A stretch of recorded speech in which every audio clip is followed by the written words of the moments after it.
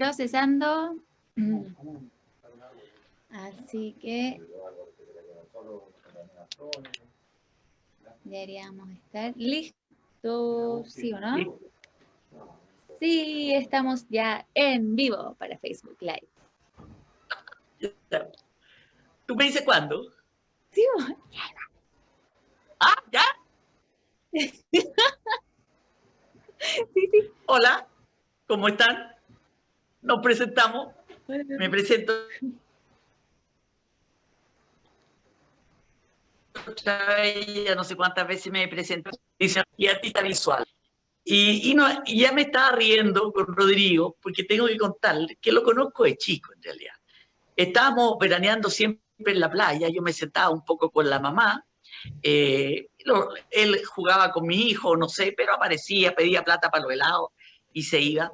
Y yo estuve siempre vinculado con su familia, por un lado con la profesora del GAN de los niños, que era tía de él, con otra prima hermana de él, que era la Ivonne Melnick. Entonces, toda la historia de la familia, los enredos, los chascarros, de ese entonces yo los había escuchado.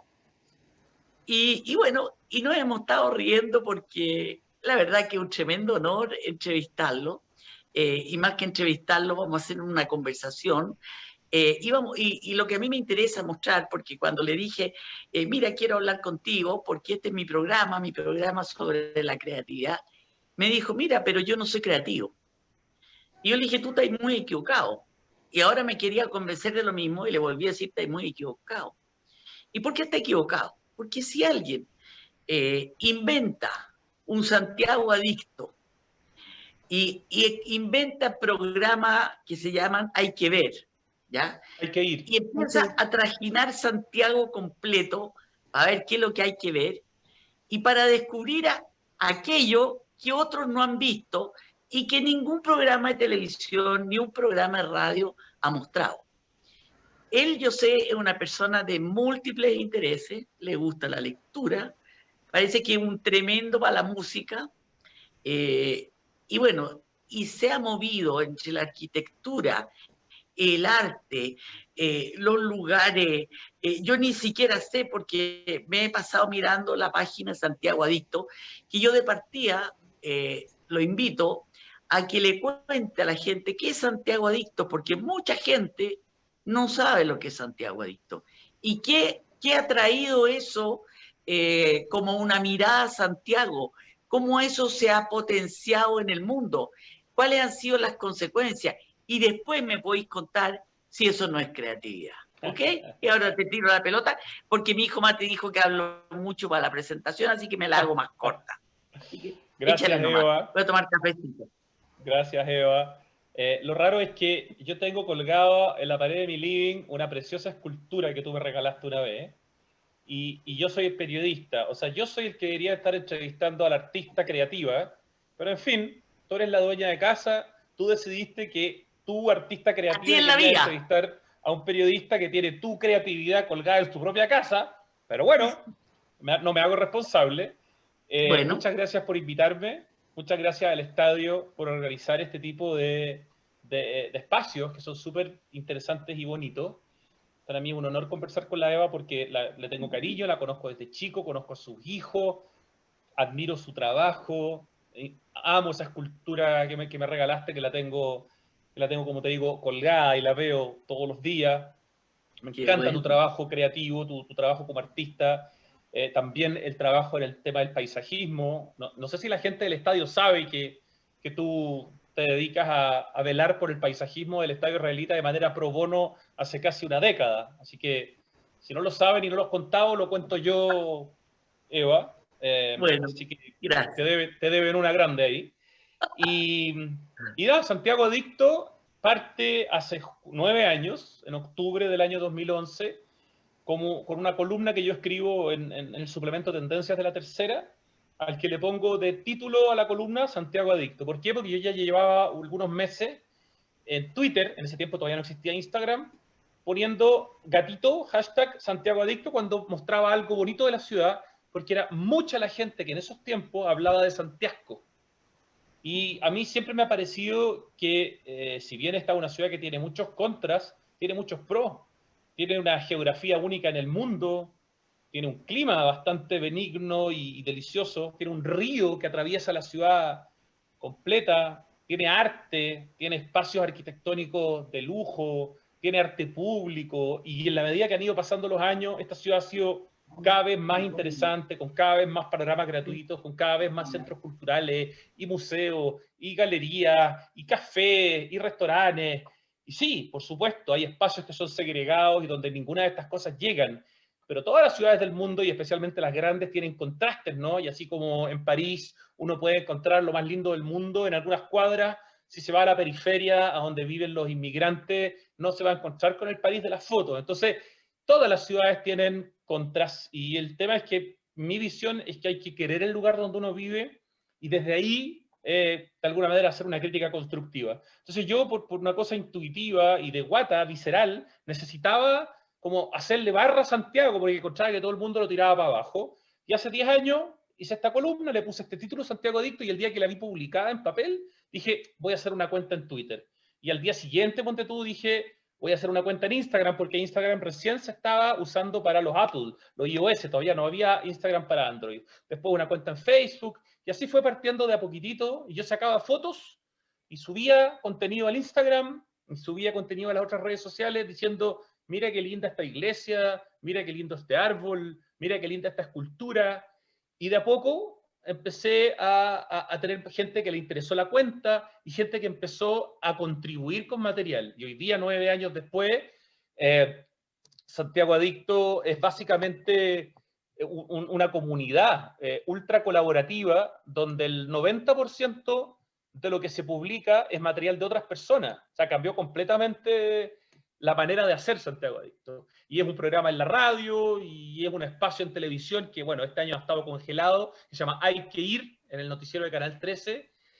Y eso es una comunidad, es un medio de comunicación, es una plataforma multimedia que tiene como objetivo que los santiaguinos conozcan su ciudad, porque no la conocemos, valoren su ciudad y puedan quererla. Y a partir de ese cariño y de ese conocimiento, trabajar en forma conjunta para mejorar muchas de las cosas que hay que mejorar, pero para agradecer las cosas que hay que agradecer también. Ese es un poco así como la introducción quizás a este proyecto que se ha transformado también en mi vida. Cuando yo partí con esto me dedicaba a otras cosas en el mundo del periodismo y hoy día me dedico 100% al tema de ciudad y de cultura, y eso es lo que me hace más feliz, que trabajo en lo que me gusta. Rodrigo, ¿puedo hacer una pregunta justo con respecto a eso? Permiso, Eva. Pero sí, pues, estás invitada, eres una invitada. Muchas gracias.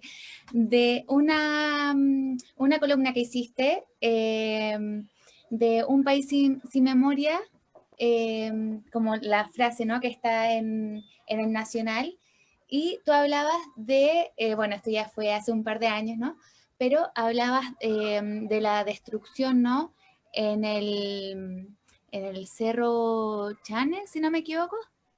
El Cerro Chena. Chena, sí, perdón. En San Bernardo, sí. Con esta, sí.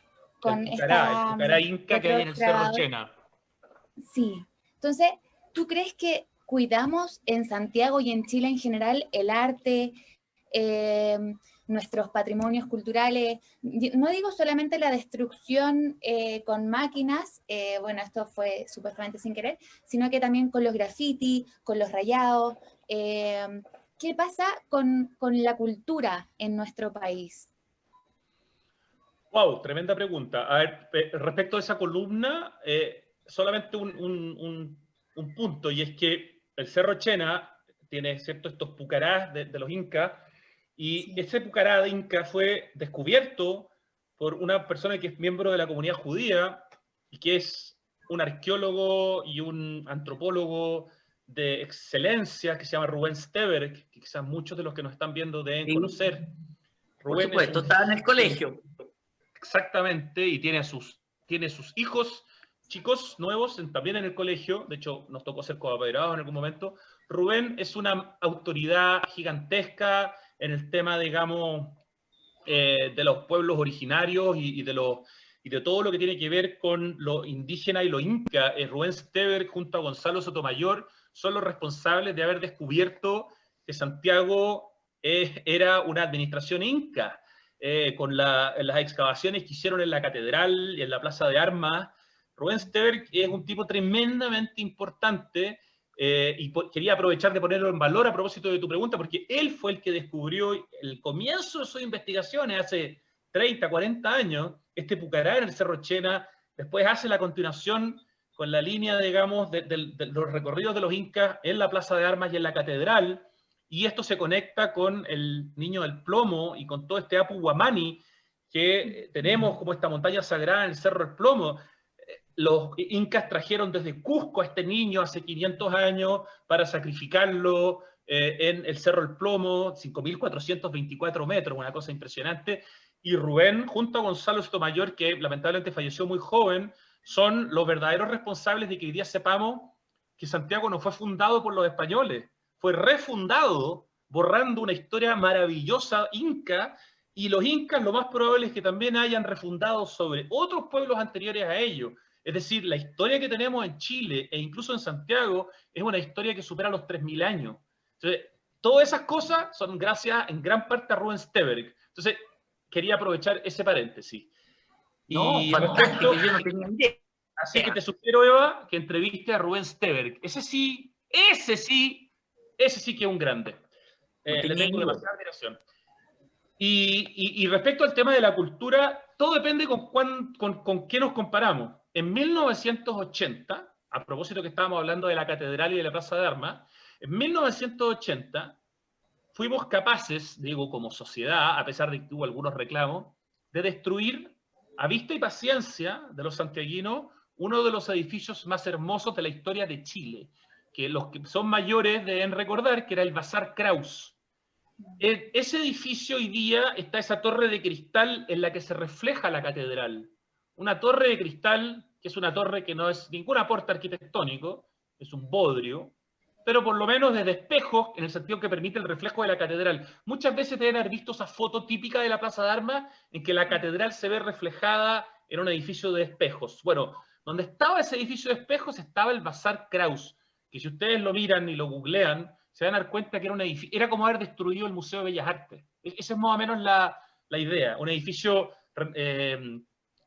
¿cómo se llama? Un edificio construido probablemente a fines del siglo XIX, que era una belleza. Y eso fue destruido a vista y paciencia.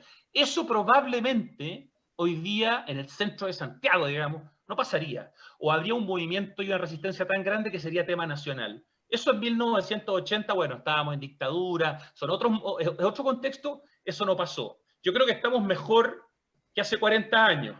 Sin embargo, hay muchas cosas pendientes, hay generaciones jóvenes que vienen de las comunas segregadas de Santiago, que no han recibido una educación de calidad, ni mucho menos, y que probablemente cuando quemaron el Museo Violeta Parra el año pasado en el estallido social, ni siquiera sabían que estaban quemando el Museo de Violeta Parra. Estaban quemando un edificio que estaba cerca de la Plaza Dignidad. Entonces, yo creo que el problema que tenemos es que la educación en los colegios públicos de Chile y en los particulares también, respecto de nuestro patrimonio y de nuestro acervo cultural, es mínimo. Y por lo tanto es muy difícil que la gente sepa, quiera y cuide si no sabe, digamos. O sea, así que eso es un poco como tratando de contestar rápidamente y de manera sintética esa pregunta que hacía ¿cuál es el nombre de nuestra Paloma. invitada? ¿Ah? Paloma. La Paloma. La Paloma. La colada. Disculpa, la Paloma. No sé si algo contesta, digamos, pero por ahí va la cosa, creo. Sí, total. Sí. Yo recuerdo que te vi un programa muy interesante porque me recordó a mi hermano, que además era amigo de tu papá, que en paz descanse, un museo de los mueblistas. Mostraste un pequeño museo de alguna familia que se hizo un museo particular de todas las herramientas de la mueblería de hace 100 años atrás. ¿Te acuerdas de ese programa? Sí, ese es el Museo Taller, un precioso proyecto de un señor de apellido Didborn, que era un coleccionista y fanático del tema de las herramientas, e hizo un museo con su propia plata, digamos, que obviamente este año ha estado cerrado, pero apenas se pueda volver, es una joya que hay que conocer. Está muy cerca, debe estar a unas 5 cuadras más o menos de Alameda con Santa Lucía. Está metido, digamos, hacia el lado sur de la Alameda, unas 5 cuadras para adentro, en una casa antigua, un museo fantástico, y donde los niños aprenden jugando y usando las herramientas y construyen cosas. Esos son ejemplos también de que ha habido en estas últimas décadas varios proyectos privados que han venido a hacer un aporte a la cultura. Pensemos en el MAVI, el museo que está en el Paseo Las Tarrias, que es un museo financiado completamente, tanto la Con los Giaconi. por los Giaconi Santa Cruz, exactamente, que además tienen una de las grandes colecciones de pintura, o sea, de arte contemporáneo de Chile, y que le donaron toda su colección de arte precolombino al Museo Precolombino hace algunos años, y de hecho el Museo Precolombino en su nueva sala Chile antes de Chile, que está como en el nivel 3, que es uno de los lugares más increíbles que hay en Santiago. Esa colección en gran parte es la que le donó la familia Giaconi Santa Cruz. Sumemos el Centro de las Artes 660 de la familia Sayé, que construye un centro de arte, digamos, con una sala de conciertos magnífica y con una sala de exposiciones visuales de 1000 metros cuadrados maravillosa, donde hemos visto a la Yayoi Kusama y hemos visto exposiciones increíbles, Anish Kapoor, etc. Pensemos en el Teatro del Lago de Frutillar de la familia Schiss, que le da a un pueblito como Frutillar un teatro de nivel mundial, donde han venido gente como Yoyoma a tocar, o sea, unas cosas. Entonces, es interesante que esto que tú planteas, Eva, este museo taller, es parte un poco de cómo, quizás de manera excepcional, pero importante, la filantropía en el arte también ha ido quizás empezando a llenar un pequeño espacio que nos hacía falta, aunque todavía evidentemente se puede hacer mucho más. Ahora, tú contabas, o leí por ahí, que tú viviste un año en Israel, ¿no? Efectivamente, yo viví 10 meses, para ser exacto, en el año 88, viví 10 meses en Jerusalén, fui a hacer la Mejiná, que es el curso que uno hace para poder entrar a la universidad, es obligatorio para cualquier extranjero, lo hice, lo terminé, iba a estudiar ciencias políticas, quedé, pero me vine de vacaciones a Chile y no pude volver. Me di cuenta que era chileno y que no quería, no sé, no me sentí, lo pasé bien, fue una experiencia increíble, pero echaba de menos Chile y me quedé en Chile y eso fue, digamos, fue una historia extraordinaria, pero cuando uno vive en Israel, por más que uno quiera Israel y admire muchas cosas, es otra vida, es otra forma de vida, es mucho más rudo, bueno, eran otros tiempos también, pero fue una muy importante experiencia en mi vida, de todas maneras. ¿Y has vuelto a ir? Sí, fui una vez después a una invitación que me hicieron de la Universidad Hebrea de Jerusalén, porque hice la Mejiná en la Universidad Hebrea. Me toqué hacer un viaje, digamos, con gente que era como amigos de la Universidad Hebrea de Jerusalén de todo el mundo. Y después fui una vez con mi mujer, después que nos casamos, o antes que nos casáramos, no acuerdo, porque quería que conociera Israel. Así que la última vez que estuve fue hace un poco más de 10 años, creo. Ya. Te preguntaba eso porque yo he ido muchas veces, he ido como 10 veces porque mi hermano vive allá y me llamó la atención porque lo que a mí me gustaba es visitar los museos, que aquí en Chile no los visito, pero allá los visito todos. Y me enteré que la cantidad de museos per cápita en Israel es la mayor del mundo. Así, ¿eh?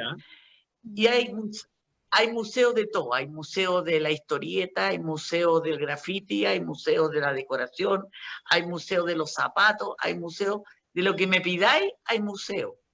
Pero yo creo que todo eso es estatal, ¿ya?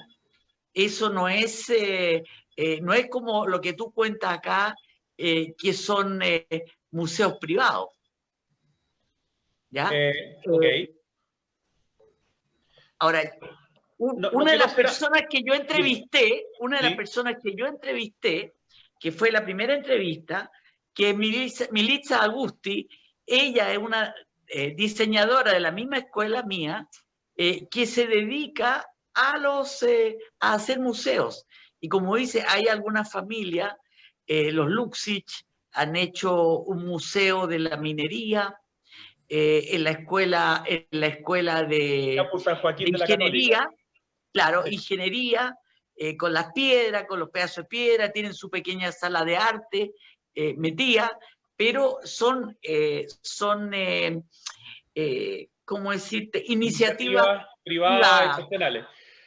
Pero déjame ser un poco abogado del Estado, para no decir abogado del diablo Ya. en este caso, y hacerte algunas preguntas, perdona que me ponga así como a confrontar, porque sí, es cierto que probablemente hay países que tienen muchos más ejemplos de inversión en cultura, pero también te aseguro que hay muchos lugares que tenemos en Chile y que mucha gente no conoce y que dice que no tenemos suficientes lugares. Entonces, a mí ahí me gusta ponerme en el lado, digamos, para generar la discusión. Te pregunto, por ejemplo, no sé si has tenido la posibilidad de conocer el Museo de Historia Natural de Valparaíso.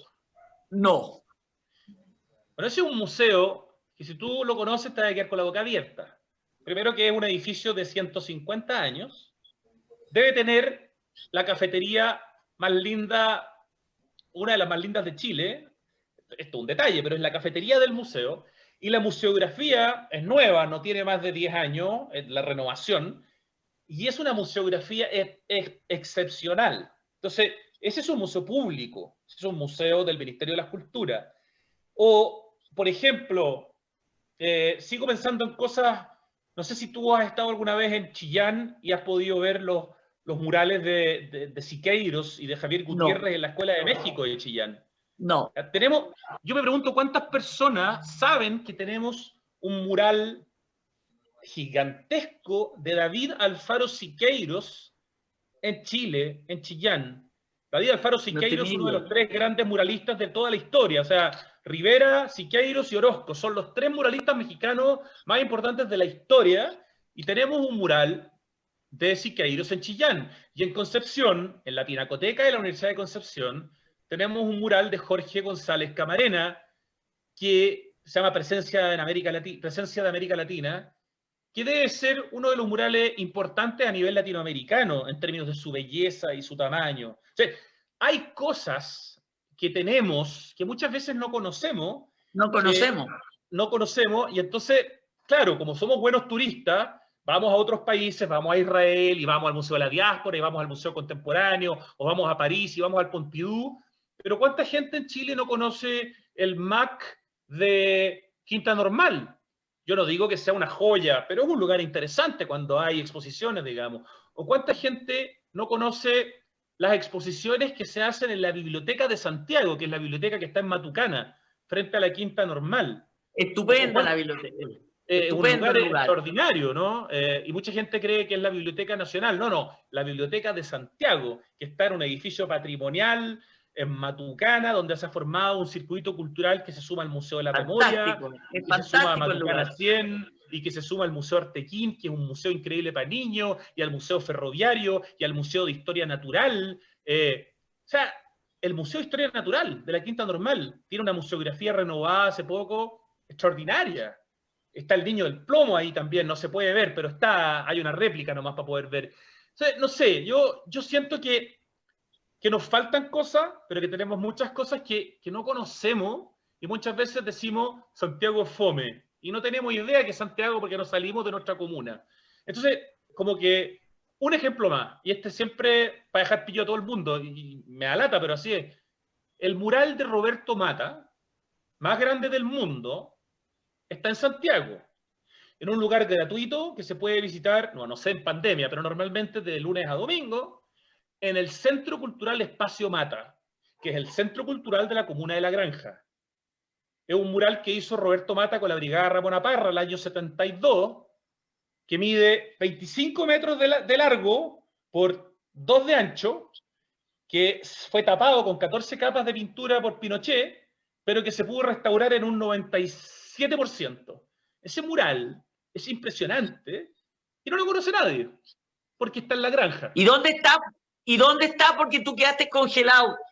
Ah, perdón. Está en el Centro Cultural Espacio Mata, en la comuna de La Granja, que está pegado, está en los mismos terrenos de la municipalidad, es gratis, es impresionante. No tenía idea. Es el Mata más grande del mundo, es público, es gratuito, está dentro de un centro cultural que después se hizo, una vez que se recuperó el mural, un centro cultural maravilloso, modernísimo, que en la entrada tiene esculturas de Asler y tiene esculturas de Gacitúa, y eso está en La Granja, y es gratis. Si tú te vas por Américo Vespucio en auto, esquina con Santa Rosa, ahí está.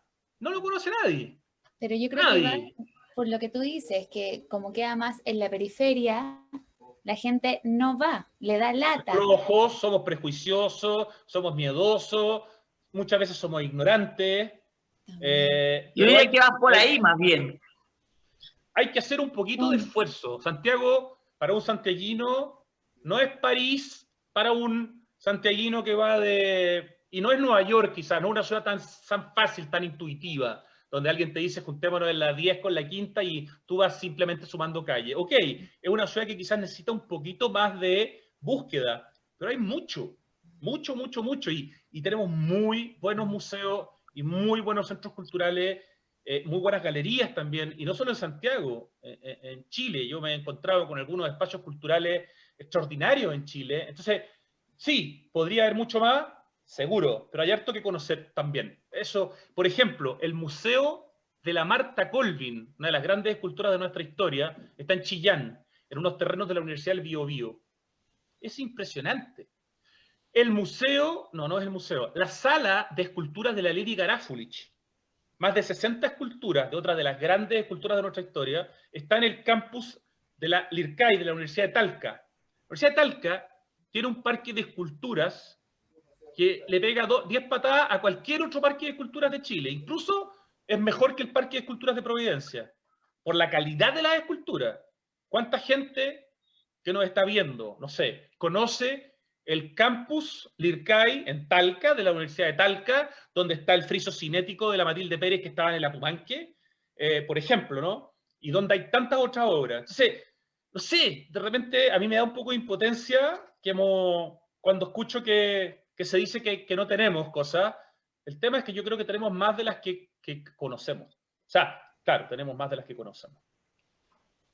Esa es mi disertación, Eva Hall, sobre el tema. Pero le encuentro increíble, porque yo no conozco nada de eso. ¿Cachai? No conozco nada. Y eso que tú eres artista, eres una mujer culta. Y a pesar que estudié en una escuela de arte, y eso que estudié en una escuela de arte aplicada, y estudié el arte chileno, y estudié el arte azteca, y el arte inca, y estudié todo eso antes. Pero de todo esto que tenemos, no tenía idea. Y por eso claro, te invité, ¿qué te creí? ¿Por qué te invité? Bueno, claro, que iba a hacer un aporte, que no iba a contar la firme, no iba a contar la firme. ¿Ah? Así que yo invito sabía que no iba a contar la firme, invito a la gente a ser más curiosa con Chile. Tenemos un país de un patrimonio, primero geográfico, que es muy difícil de encontrar en el mundo. Yo creo que solo países como Islandia compiten con la diversidad o la belleza geográfica de Chile, pero Islandia no tiene norte, como tenemos nosotros. ¿Qué otro país del mundo tiene el desierto más seco del mundo? Tiene Antártica, tiene Isla de Pascua, tiene las catedrales de mármol de la ¿cómo se llama? Del lago General Carrera, que está en la Patagonia. Zona central con las viñas y todos estos valles maravillosos, fértiles, la cordillera, que en Santiago, desde la Plaza de Armas, vemos el plomo con 5.424 metros. ¿En qué otra capital del mundo uno ve desde la Plaza Central una cumbre de 5.400 metros a la que puede llegar caminando, haciendo 2 o 3 noches, digamos, de caminata, que tiene un cerro isla en pleno centro, que es el Cerro Santa Lucía, que gracias a Benjamín Vicuña Maquena se transformó en un parque, porque antes era un peñón, que tiene 26 cerros isla, esta ciudad, cerros como el mismo Santa Lucía, pero también como el Parque Metropolitano, que se considera un cerro isla porque está rodeado de ciudad, o el Cerro Renca, o el Cerro Chena, o el Cerro San Luis en Las Condes, que claro, tiene casas, pero tenemos un patrimonio geográfico, tenemos un patrimonio cultural súper interesante. Tenemos un país diverso, alucinante, y ahora que hay COVID, es una buena oportunidad para conocer más Chile, en vez de salir todos los veranos a Playa del Carmen, o a Cancún, o a Miami. y creer que uno conoce el mundo porque ha ido 13 veces a Miami. Con todo el respeto que le tengo a Miami, que si uno lo va a ir a visitar en forma cultural, también se va a encontrar con 40 museos. El problema es que la mayoría de la gente no va a Miami a los museos. Pero está bien, sí, Miami está muy bien. Pero hay más cosas. Y en este país tenemos patrimonio de todos los tipos, pero para darle clase a otros lugares del mundo. Pero no lo conocemos y por lo tanto no nos creemos el cuento. Y Rodrigo, de la mano de eso, con tu sección de Hay que ir, ¿qué lugar crees que fue el que más te ha emocionado o más te ha llamado la atención? Uno de los lugares que más me ha alucinado, y quizás también fue por la dificultad de acceder, es el Parque Tahuatahua. El Parque Tahuatahua es un parque que se abrió hace poco, no creo que tenga más de 10 años. Está desde Puerto Montt, que uno llega en avión, tiene que viajar como 3 horas en auto hasta, voy a tratar de acordarme el nombre de este pueblo, y desde ese lugar al que tú llegas, tomas un bote que te lleva a la parte de abajo de este parque, al que tú, desde el bote, con unas cuerdas, tienes que, como que, esto lo puede hacer cualquier persona, pero tiene un cierto nivel de dificultad, tienes que como que con las cuerdas subirte a las rocas, ya, y ahí empiezas a caminar, y después de una caminata de unas 4 horas, peluda, pero que vas pasando por cascadas y lugares impresionantes, llegas a una laguna de alerces muertos, impresionante, y si tienes la capacidad, que yo no la tuve porque estábamos grabando, ya no nos dábamos más, si caminas otras 3 o 4 horas, llegas a otro paraje increíble que yo no conocí. El Parque Tahuatahua, en la 10ª región, para mí ha sido uno de los descubrimientos más espectaculares. Y el otro, que es más conocido, que lo mencioné hace un rato, son las catedrales de mármol en el lago General Carrera, que para llegar ahí, si uno viene desde Coyhaique, son como 4 o 5 horas en auto también, para llegar, digamos, al lago General Carrera, y ahí te subes a unos botecitos, a unos kayaks, y vas y conoces estas catedrales de mármol que son una belleza así de nivel planetario. O sea, son catedrales, se llaman las catedrales porque son como unas rocas con unas formaciones, bueno, seguramente muchos de ustedes las conocen, pero verlas te das cuenta que tenemos como un patrimonio turístico, así como un potencial infinito. Esos son 2 lugares que me han llamado mucho la atención. Ahora, yo me imagino, o sea, de escucharte nomás hablar, yo ya estoy contagiada ya. Yo ya tengo ganas de ir para todos lados, ¿entendí? Y yo creo que el éxito de tu programa y el éxito de tu Santiago Adicto es lo contagioso que eres. O sea, ahí hay una parte muy importante. No es solamente mostrar una foto y decir qué lindo esto, sino que cuando habláis, te entusiasmáis tanto, tenéis una energía tan tremenda que es tremendamente contagiosa. No sé si lo sabíais, si te lo habían dicho. O sea, a mí me apasiona el tema, a mí lo que más me gusta en la vida es caminar por Santiago. O sea, obviamente que me gusta conocer Chile y que cada vez que tengo la oportunidad lo hago, pero el 95% de mi tiempo lo paso en Santiago, y yo sagradamente, por lo menos un día a la semana, necesito una caminata de unas 3 o 4 horas para ir siempre conociendo algo nuevo, pero una caminata que en general es sin rumbo. Y es el placer de procrastinar, además. O sea, el placer de divagar. El concepto de caminar con un gorrito en verano por algún barrio que elegí ya, pero ahí empiezo a perderme. Para mí caminar por el cementerio general... Es como deambular sería la palabra. Deambular. De hecho, hay un concepto en francés, al caminante se le llama el flâneur. Es como una persona que goza el hecho de caminar sin buscar nada.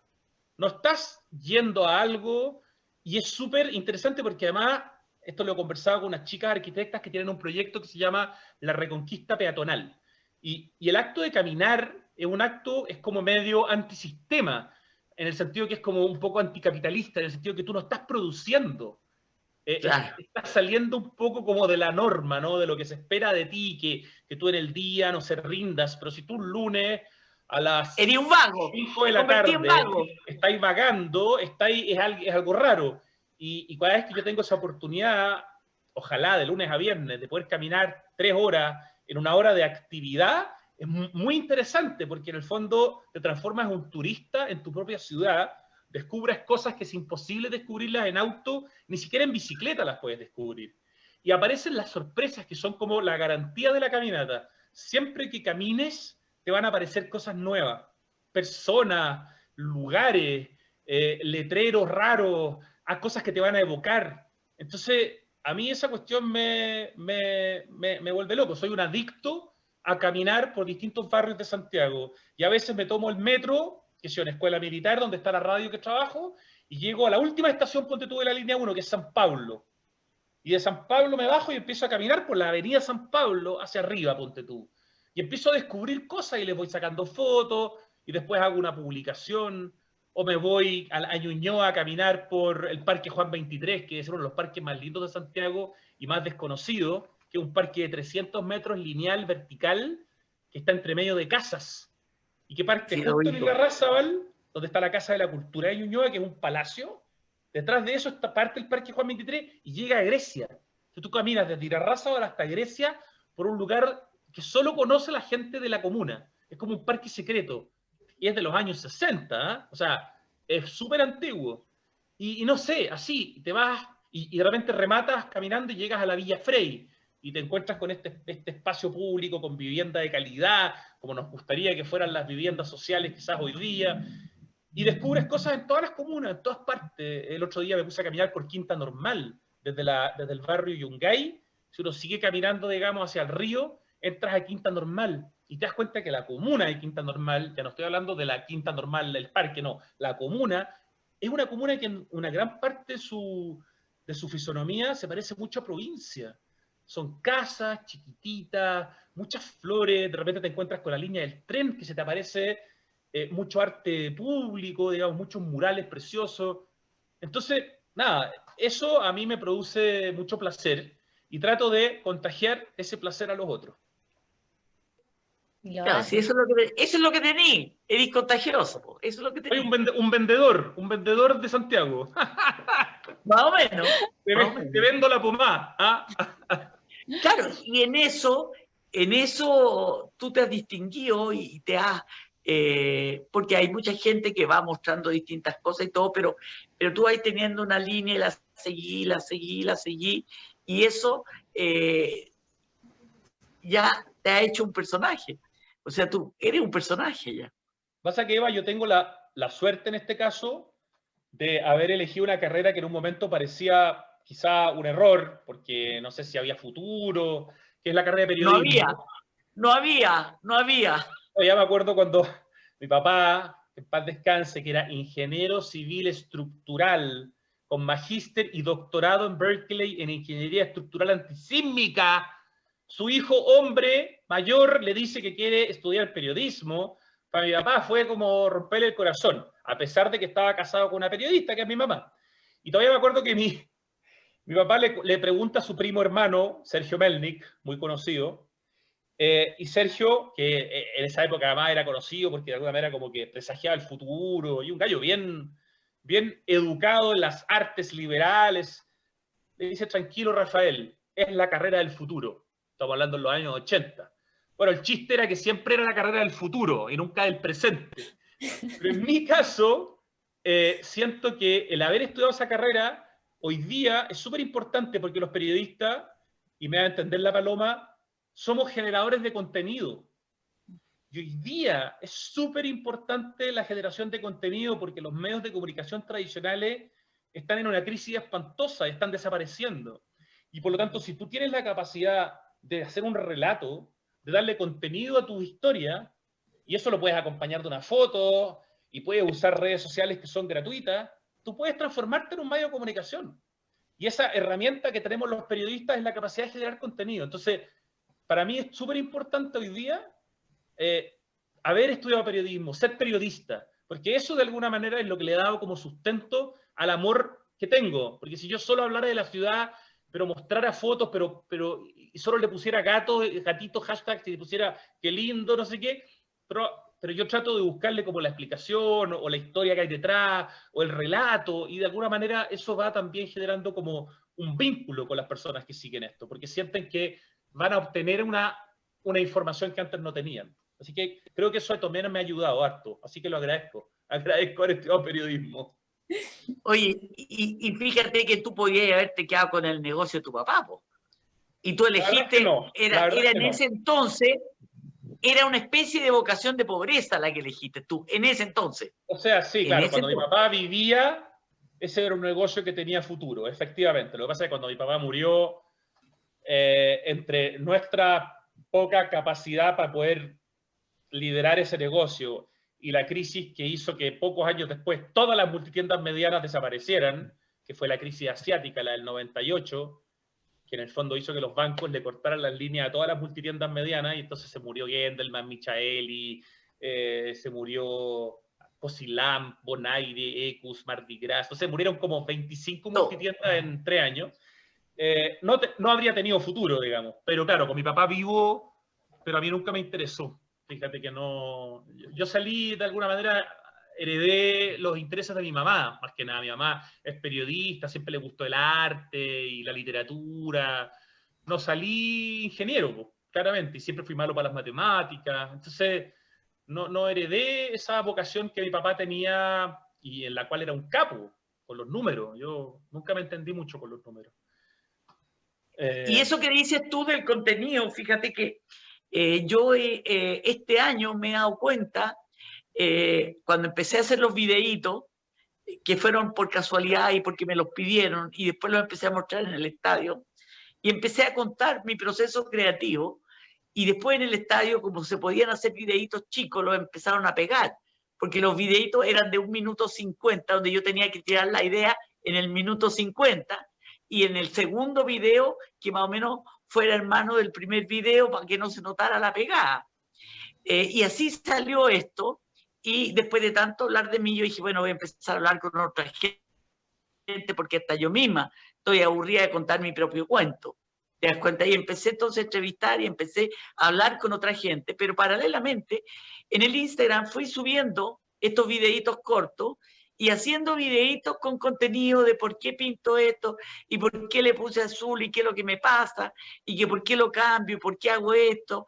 Y empecé a tener una cantidad de gente que empieza a conversar conmigo y a preguntarme, justamente porque no es solamente el cuadro con la historia, con el Exacto. cuento, El relato. el relato. Entonces, esto que dices tú es muy increíble. Yo nunca hubiera pensado, y eso que tengo 2 hijos, uno que es publicista, mami, pon una historia y tiene que tener contenido, mami. Si no tiene contenido, entonces no. Así que yo igual tengo mi hijo que me están punceteando todo el tiempo. Entonces, tienes toda razón. Y eso es lo que contagia. Y que les gusta la voz de uno, lo que uno cuenta, cuando uno lo hace en forma espontánea, y que esto mismo que ha sucedido en estas conversaciones, que no son preparadas, que yo no soy una periodista, sino que me gusta conversar con la gente y tengo mucho interés. Y yo creo que una buena conversación es algo muy importante para la gente, porque ve otros aspectos de las personas. O sea, el tenerte en presencia, conversando de tu historia, de tu padre, de tu madre, no es lo que te vemos en los programas de televisión. Entonces, esto era una manera de ponerte en cuáles son tus gustos, qué pasa con tus hijos, con tu hermana, cómo es la relación familiar. Los Gendelman es una familia muy grande y todo muy notable. O sea, hay muchas personas muy notables en tu familia, la cercana y la extendida, ¿ya? Todos tus primos por el lado Melnik, que son todos muy notables, por el lado Farca, también tienes otros muy notables.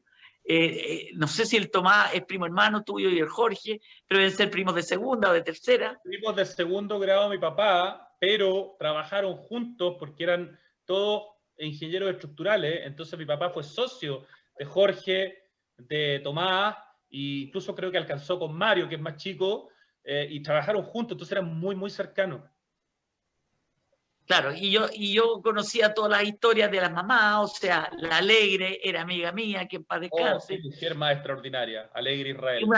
Una persona increíble, la Alegre. Increíble. Alegre es la Tu hermana de mi prima, abuela Regina, pero para mí la Alegre yo fue sé, como mi abuela, digamos, y maravillosa mujer. yo sé, una persona increíble. Era muy amiga mía, y la Ivonne era muy amiga, que después se casó y se fue a Israel, y no supe nunca más de ella. Sé que tenía no sé cuántos hijos, que es muy religiosa.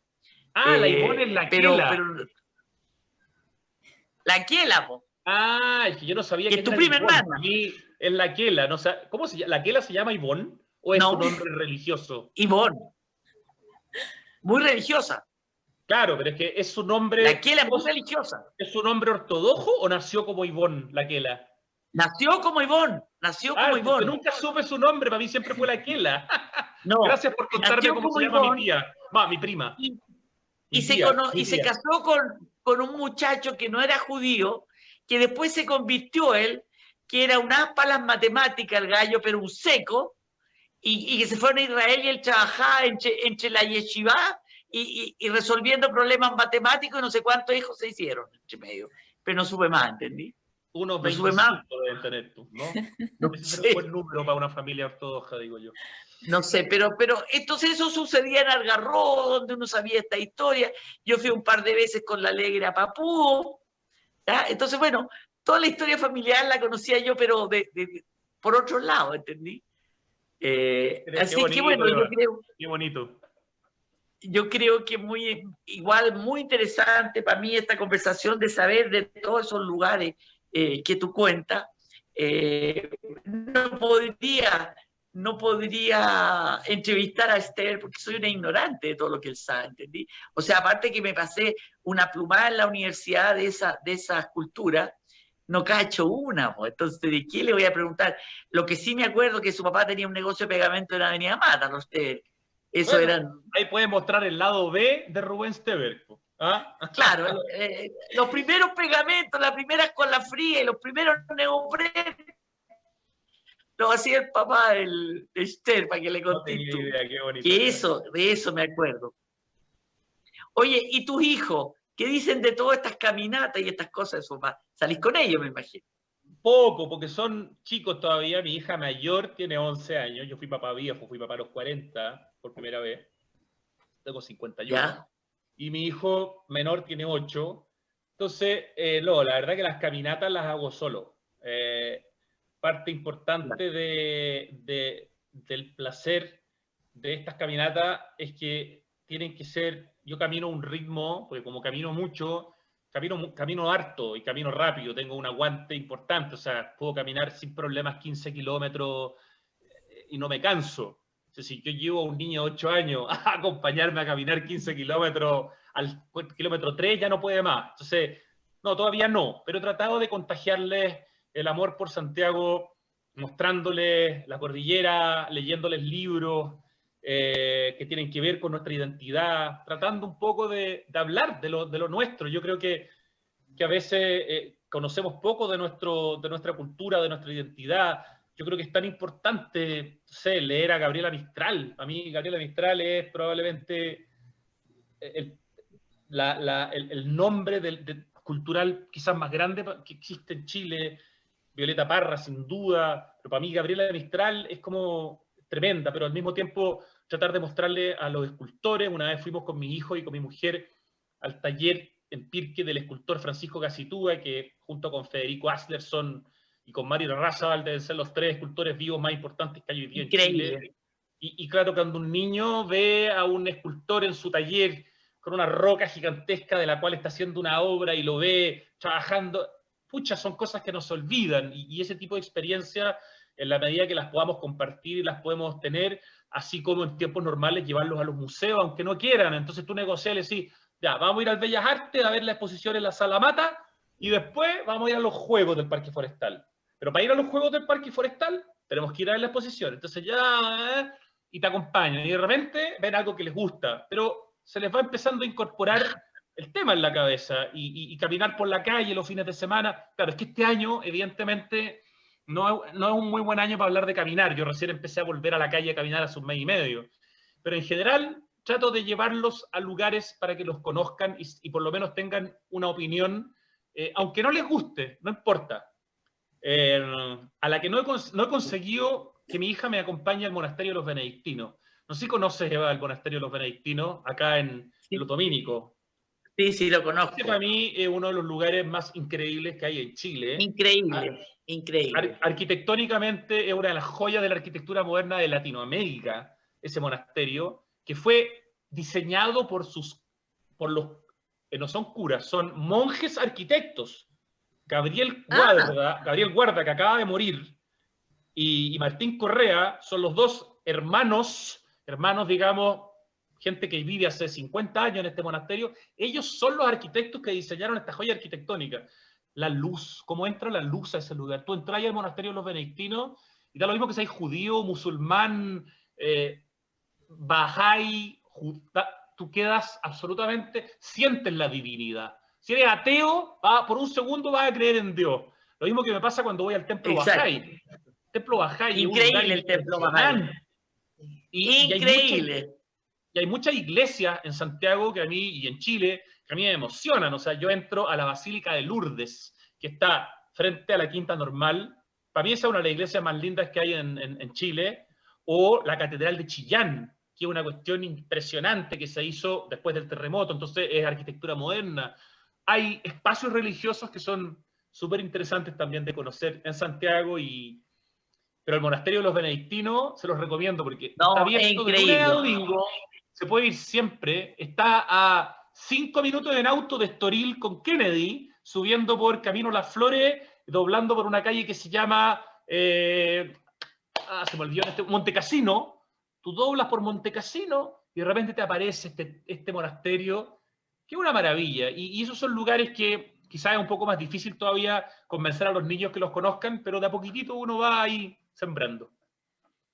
Sí, con mis nietos no me ha sido fácil, hasta me cuesta que vayan a mis exposiciones. Uno me dijo cuando tenía como 12 años, pero ¿para qué voy a ir de nuevo si conozco todas tus pinturas? Pucha, pero es que yo quiero que esté en la inauguración. Ahora inauguro el lunes en el Art La B, en Art La B, que queda en Nueva Costanera. Voy a pasar un aviso marketing, 3666, este lunes, pero va a ser sin inauguración, porque es con cita, cada uno va cuando puede. Yo me voy a llevar dibujitos para allá para dibujar, porque si no me aburro. Sí, claro. Pero ya no, imposible llevarlo ya. Tú estuviste en esa exposición grande en la Universidad Autónoma, sí, que eran 17 salas, ¿te acordáis? 17 salas para mí sola. Ahí fue que tuve que más o menos hacerle chantaje, que si no venís no te regalo por nada para el cumpleaños, más o menos, ¿entendí? Y después cuando estuvieron allá dijeron, pucha, Omi, media exposición que te mandaste. La verdad es que sí, me la mandé muy grande. ¿Esa cuándo fue? Pero, ¿3 años? No, 5 ya. ¿5? 5 años. Pero un precioso lugar. Cuando cumplí, sí, increíble. Eso era de las monjas argentinas. Era la casa donde vivían las monjas argentinas. Y la Universidad Autónoma, toda la era de las monjas argentinas, que después construyeron las otras cosas grandes, ¿ya? Y eso era más grande que el Cultural de Providencia. Enorme la sala, o sea, ni siquiera Mata ha hecho una exposición tan grande aquí, porque tantas salas como llenáis, pero eran 280 horas que partieron para allá. 280 Esta horas, es chiquitita. impresionante. Esta es chiquitita, la de ahora. Es chiquitita. Ahora es una galería de arte específica. Es una galería de arte. Es una galería de arte. ¿Ah? Art La B se llama. Art La B es una galería pequeña de arte. Y yo además convertí mi casa en galería, toda la casa. Así que vivo en mi dormitorio. Algunos trabajos, de hecho. Claro, vivo en mi dormitorio y en la cocina y en el taller, pero todo el resto es cuadro. Qué rico, Eva, qué lindo. Así que vivo como decía un periodista, con la que fui y con la que soy. Porque aquí hay cosas del pasado, exacto, cuando yo pensaba de una determinada manera, y cosas del presente. Así que aquí convivo con todas ellas y aquí hago la inauguración y toda la historia. Porque arreglé la entrada de auto, le pegué un arreglín. Tu mami ha venido varias veces. Tu mamá es coleccionista mía. Cuando alguien ya tiene más de 2 cuadros, es coleccionista. Excelente. Bueno, vamos a tener que pasar a verte cuando se pueda entonces para conocer la Claro, casa de todas maneras. reacondicionada. No, y cuando venga, y vení con tus niños. Venís con tus niños, de todas maneras. De todas maneras, Eva. Así que bueno, nosotros vamos a ir terminando esta conversación. Muy agradecida que hayáis aceptado esta invitación para darte a conocer a ti, dar a conocer lo que tú haces. Que es muy importante que la gente conozca la otra parte tuya, todas tus pasiones, todos tus intereses, cómo elegiste esto en tiempos donde no era rentable ni políticamente correcto ser periodista, pero seguiste el llamado a tu corazón y no creo que estés arrepentido, ¿no? Para nada. Para nada. Estoy muy contento de haber tenido la posibilidad de dedicarme a esto. Sí, no, y que al final, ¿qué edad tenías tú cuando murió tu papá? Tenía 22. Papá murió el era 14 de julio de 1991. El próximo año... Corriendo en el cerro. El próximo año se cumplen 30 años de que murió corriendo en el Cerro San Cristóbal. De hecho, no era el Cerro San Cristóbal, pero era el Parque Metropolitano, era más cerca de la pirámide. Pero sí, tal cual. Claro, sí. Yo recuerdo porque en ese entonces veraneábamos, todavía me parece en Algarrobo, algo los veía a ustedes, no mucho. Tu papá no iba a la playa, tu papá nunca iba a la playa. A mi papá le gustaban las velas, le gustaba el velero, le gustaba andar en windsurf, andar en láser, andar en velero, andar en pirata, como andaba cuando era más joven. Él era un hombre de vela y le gustaba nadar. Bueno, mi abuelo Enrique Gendelman era un gran nadador y murió nadando, de hecho, en Algarrobo. Le dio un infarto también. Así que, sí, pues, así es la cosa. Así es la cosa. Bueno, te agradezco mucho, fue muy rico, muy emocionante para mí que te conozco de chico, a ti y toda tu familia. Así que te mando un beso y cariño a tu mamá y un tremendo placer y un tremendo privilegio haber estado contigo. Muchas gracias. Para mí, gracias. Y gracias a ti, Paloma, también. Paloma, y gracias a la gente que nos vio y nos tuvo paciencia y nos escuchó. Así que un gran abrazo. Exacto. Sí. Muchas gracias a todos. Un beso. Chao. Chao.